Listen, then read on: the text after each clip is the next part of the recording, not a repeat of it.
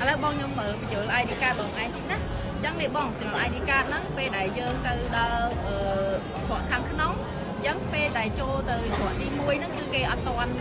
យក ID card ហ្នឹងបងឯងទេទី1គឺគេគ្រាន់តែបណ្ឌិត passport របស់បងជាមួយនឹងព្រោះយើងថាបងសិនទេអញ្ចឹងចូលដល់ច្រកទី1គាត់តាទីឲ្យគេទៅបានហើយយើងដោះ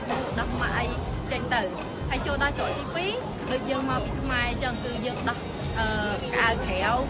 ទូរស័ព្ទអីហ្នឹងយើងដាក់ចូលក្នុងកញ្ឆេងគេហ៎ចាកន្លែងហ្នឹងក៏គេអត់ទាន់យក ID card យើងដែរក៏បងចូលទៅដល់កន្លែង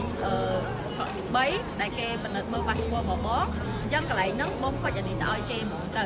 ហើយក្នុងករណីខ្លះគឺគេអត់យកអាហ្នឹងពីបងទេព្រោះដោយសារតែជីវភាពរបស់យើងនេះវានៅវែងបងអញ្ចឹងគេអាចនឹងថាយើងទៅខ្មែរហើយយើងត្រឡប់មកវិញអញ្ចឹងណាប៉ុន្តែបងឯងខុចឲ្យគេទៅបើសិនជាគេអត់យកយើងប្រាប់ដៃថាយើងអត់មកវិញទៅយើងឲ្យគេទៅប៉ុន្តែក្នុងករណីថាបើសិនជាគេអត់យកទេអាចទេមកខ្ញុំក៏បានឬក៏មួយថាតាក់តងឲ្យបានទេចូលទៅក្នុងសិនក៏បានដែរ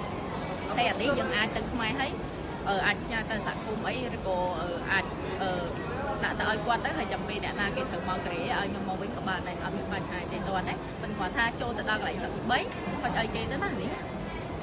ប៉ុណ្្នឹងហើយចប់ហើយ